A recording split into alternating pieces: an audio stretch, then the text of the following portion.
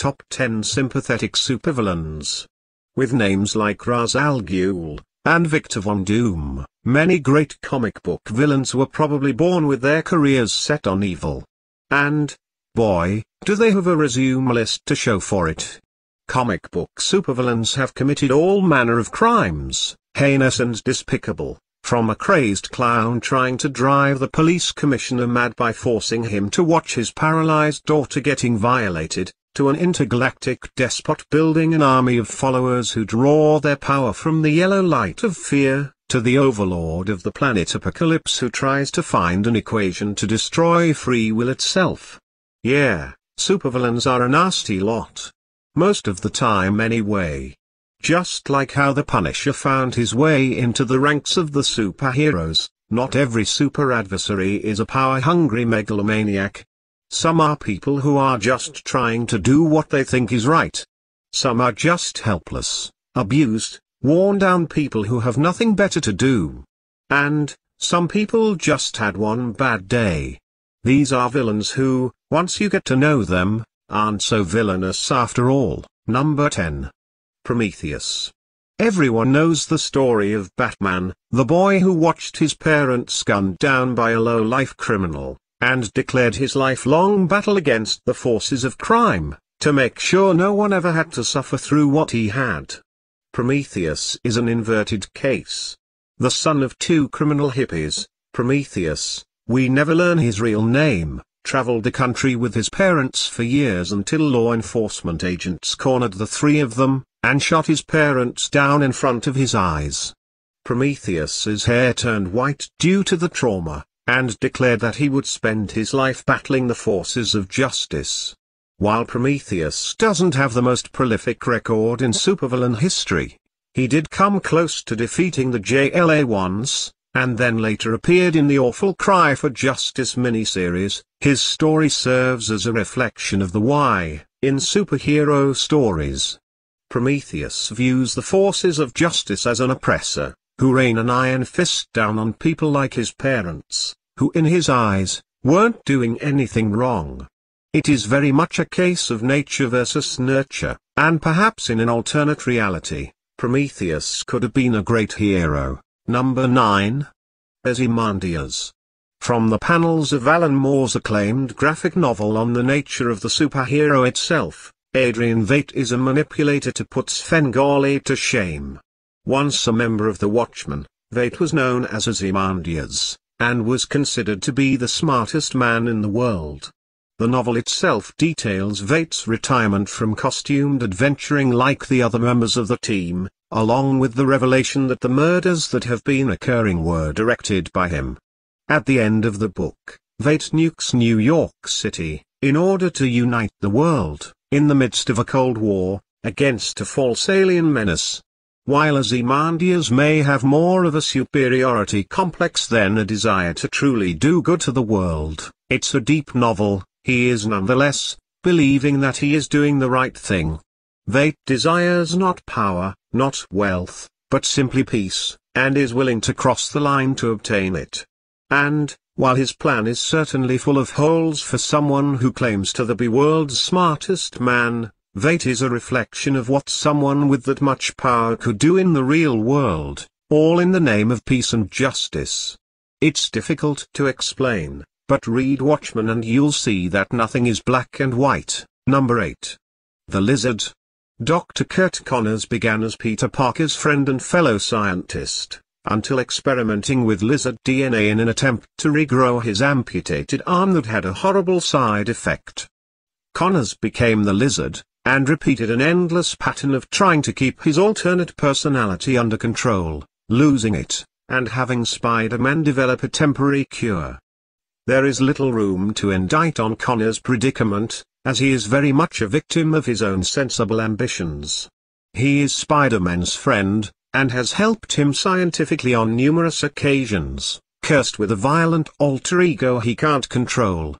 He's lost his humanity, his career, his family, all over an attempt at regaining something he lost. The Joker once said that all it takes to drive a person insane is one bad day. Kurt Connors has been living with the results of that day for his entire continuity. Number 7. Mr. Freeze. Don't let Arnold's performance as this great villain in Joel Schumacher's Batman and Robin fool you.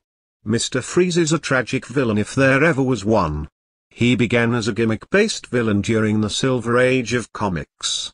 It wasn't until Paul Dini, the creator of Batman, created the animated series that imagined a new form for the character, that he truly got a chance to shine. In the episode Heart of Ice, Batman faces Mr. Freeze for the first time, when Freeze launched ice-based attacks on divisions of a Gotham-based company. Batman then discovered that Freeze began life as Dr. Victor Fries, a scientist who specialized in cryogenics. Fries' wife, Nora, had contracted a terminal disease, and Fries, using money he had embezzled from a science experiment the company had hired him for, cryogenically froze her so that he could search for a cure, while she waited. After going over budget, the CEO discovers Fry's embezzlement and pulls the plug on Nora, leaving her to die from her illness. When Fries tries to stop him, he gets knocked into a bunch of chemicals, which leave him in a state where his body cannot survive out of sub-zero temperatures. Heart of Ice went on to win an Emmy, and has had its story adapted into mainstream Batman continuity. Now, Mr. Freeze is the tragic villain in Batman's rogues gallery, always working alone and wanting to spread cold and despair onto all those people he encounters, especially the man who ruined his chance for revenge against those who killed his wife. Batman. Number 6. Bizarro. Depending on who you're talking to, Bizarro is either an imperfect clone of Superman, or a reversed version of Superman from another world. The one thing that is consistent is that Bizarro is the 10-year-old with issues in DC's supervillain lineup. Bizarro's intelligence is that of someone under 10, with all the powers of Superman, and spends his time either being used by other smarter supervillains like Lex Luthor, the Joker, etc., or just getting angry and fighting Superman. But, at heart, Bizarro just wants to be like Superman, albeit in his own, inverted way. He can't control his powers, he's too dumb to truly discern right from wrong, and uses his powers as an outlet for anger and frustration that he himself can't fully understand. It's almost like Bizarro was constructed as a massive manipulation tool for readers' sympathies. Number 5. Harley Quinn. Another character brought to us from Batman, the animated series, and created by Paul Dini. Dr. Harleen Quinzel was an intern at Arkham Asylum, who attempted to get inside the mind of the Joker so she could write a book on the subject. What emerged was Silence of the Lambs if Jodie Foster hadn't matched Hannibal in intelligence. By trying to get inside Joker's mind, Joker got into the good doctors, and she ended up falling for him, and becoming his sidekick and girlfriend, Harley Quinn. She's been adapted into the comics, where she's become a fan favorite, and is always involved in some sort of on and off again relationship with the Joker. And, as you'd suspect, a psychotic killing clown prime of crime doesn't make for the best person to have as your significant other. Harley has become somewhat of an icon for abusive relationships, as Joker is constantly cruel to her, always telling her she isn't getting the joke, and pushing her out of windows. Sadly, Harley finds it hard to go back, and just ends up crawling back to Mr. J, convinced of her own worthlessness, and blaming herself for upsetting the Joker. Number 4. Black Adam. This 1,000-year-old arch-nemesis of Captain Marvel, who's actually a DC creation despite the name, has only recently shown himself to be as sympathetic as this list qualifies him for. Adam hails from ancient Egypt, and draws his powers from the gods of their pantheon. After removing the ruthless dictator of his country from power, Adam took control and ended up failing in the long run, largely due to the deaths of his family members. After launching a world war, Adam takes his status as a corrupted anti-hero, who simply wants to protect what he loves in the world, namely his home and his people, but is driven to villainous means due to his personality and desperation. Black Adam's story is one of a failed hero, who is eventually replaced by the Boy Scout Captain Marvel, and his constant anger and need to have things the way he believes they should be. Adam has even sided with heroes from time to time, including nearly sacrificing himself to repel the forces of Darkseid. We can only hope that he doesn't get corrupted any further. Number 3. Catwoman. While Miss Selina Kyle probably has the most sympathetic backstory of any character on this list, she's become so far from villainy and is actually so tame when it comes to her crimes. She ranks higher as an anti-hero than a straightforward villain. Beginning her story as a prostitute in Gotham, Selina learned to survive by being as tough as nails, and as flexible as a cat, going on to don the famous costume when times hit especially hard. She has been a jewel thief for most of her career in crime, and is always on the lookout for herself, and her surrogate sister Holly Robinson. Selina never asked to be a criminal. She just did what she had to do to survive, and just got used to it over time. She's also self-confident as hell, always looking out for number one, and can side with anyone who can benefit her needs, which is usually Batman. The relationship between herself and Batman has become one of the enduring dualities in comic book history, as Batman rarely battles her in her criminal doings, and the two have even been romantically involved at several points, leading to her discovering Batman's secret identity. With a troubled past, a hard times call for such measures approach to life, and actually managing to get to Bruce Wayne's soft side. Catwoman is so layered, that she barely even qualifies as a supervillain. Number 2. TwoFace. Harvey Dent is Batman's greatest failure. Once the bold and crime-fighting district attorney who was on the verge of cleaning up Gotham for good, Dent's own personal demons arose at just the wrong time. A childhood full of abuse and hardship lead to Dent's revelation of a split personality that he could barely control. Again keeping with the Joker's idea of one bad day, Dent was finally pushed over the edge when a gangster threw acid in his face during a trial, which led to the left side of his face hideously melted away.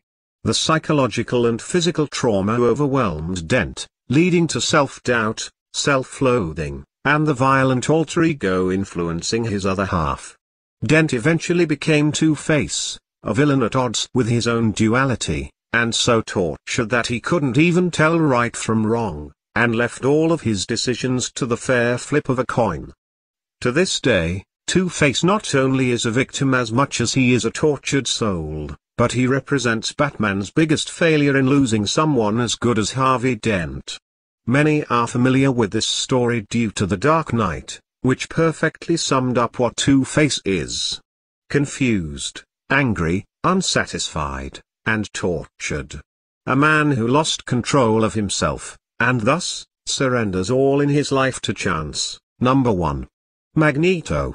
Whether he is Max Eisenhart, Magnus, or Eric Leischer. Whether he is Sir Ian McKellen or Michael Fassbender. Whether he wears a stupid-looking bucket on his head, or bathes himself in purple, Magneto is everything a supervillain needs to be. He is ruthless, incredibly powerful, has done horrible things, and can justify all of it. Magneto is a survivor of the Holocaust, but not without losing his family and his home, and witnessing firsthand what truly horrible things human beings can do to each other.